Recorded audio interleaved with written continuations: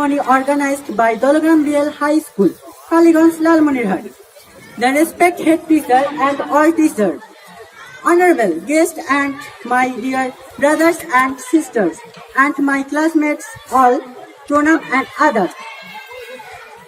With so much sadness and overwhelmed mind, it is the farewell ceremony of our elder brothers and sisters today. But in reality, it is just a farewell formality because it will not be possible to get away from the mind forever. We have been standing in this institution for a long time. There was some banter like you and your sister in this organization, but it was friendly. With the syndication of sirs, we have made our peak sections heavier. Dear elder brothers and sisters, we are also going forward to follow you.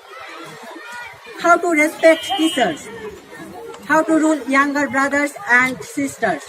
You have learned from them, but you are goodbye. You do not want to leave us in the middle of today. Everyone will have to leave one day.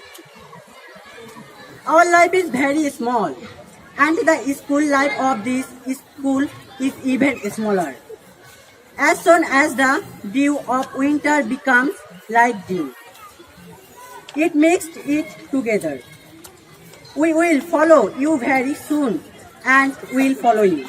However, I will not read any more talk in the outgoing moment.